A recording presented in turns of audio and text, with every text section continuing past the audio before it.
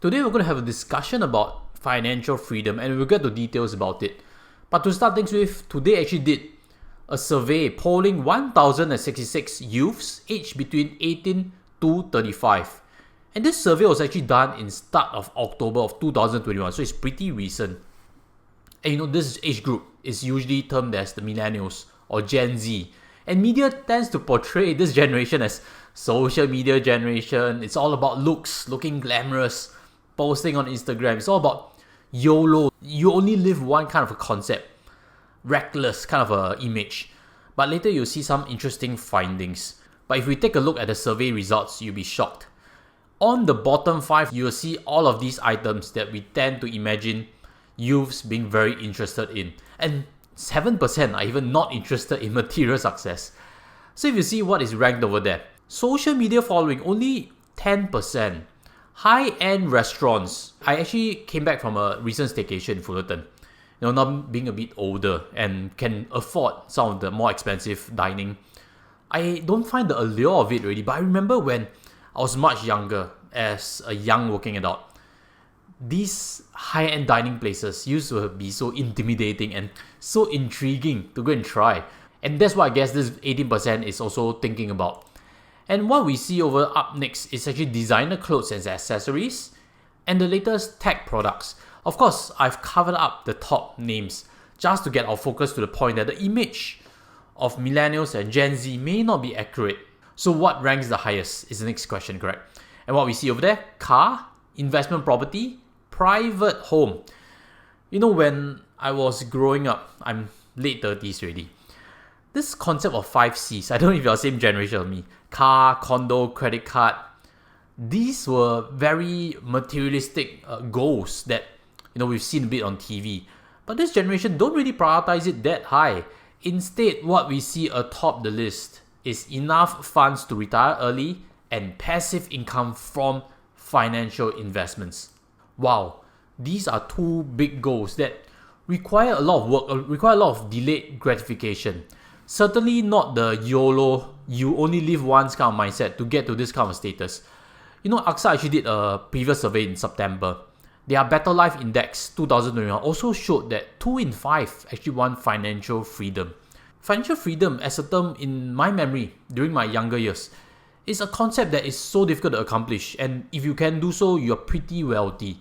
But right now, a lot of young working adults are aspiring to get there, and I have no issues with it. The only issue I have is actually in the retire early part, which is what 59% have voted for. I guess we should bring about this discussion on retiring early. If you go and ask any retiree right now on the street, they probably share with you that losing the working identity wasn't all that pleasant. It definitely didn't mean that they became happier people. If they were happy in work, they probably are happy as retirees.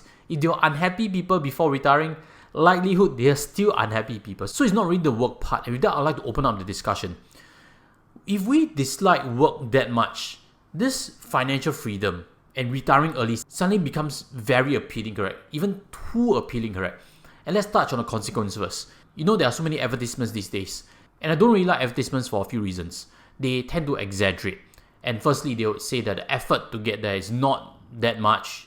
They understate the time needed. They understate the risk needed. And some common concepts that I've heard on advertisements recently. If you save $500 a month for 5 years into your bank account, you only end up with $30,000, something like that. But if you invest into properties, you can build 6-figure profits. Or you can become an options millionaire. Or you are just one business idea away from becoming a successful entrepreneur.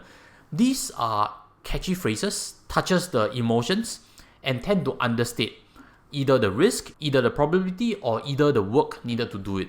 The second consequence is this financial independence retire early tends to push someone thinking about it too much towards gambling concepts more than investment ones. Because investment ones need time, correct? It's a very slow and steady approach.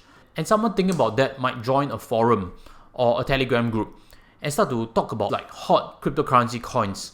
In this last 7 days, this cryptocurrency actually doubled, which is very true. I'll show you an image over here. And then what they do is they tend to join the hype and buy speculative ideas. And what happens next, very often than not, they start holding things that slump 30%. Recently, there was this Squid coin The value skyrocketed as the show became very popular, and it plummeted to near zero subsequently. So a lot of people actually lost big monies over there. So with that, let's talk about solutions. And I want to hear what you're thinking as I suggest these two, which come to the top of my mind. And before you get it, I invite you to smash on like and smash on subscribe as we discuss more on financial ideas. The first tip definitely is don't dislike your work. If you don't dislike your work, you don't need to get out of work to retirement to become happy. It's an illusion. And we may have also seen before, you suck it up and stay on this career, this work which you don't like, so that you can make enough money to become financially free. And I think it really doesn't work like that. We all have only one life. And work takes up a large portion of the day, and we shouldn't be suffering because of it.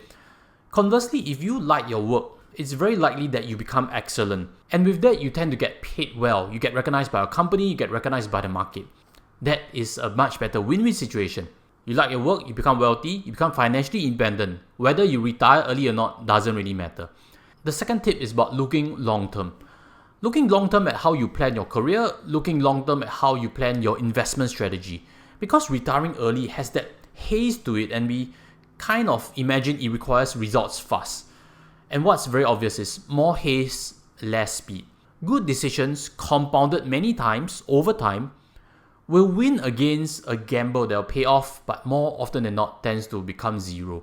And if you go with the long-term approach, it's very predictable to get the financial independence.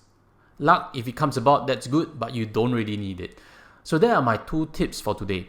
What are your thoughts? I want to open up this discussion, especially for this podcast, where financial independence is a big topic that we realize that the younger generation is looking at.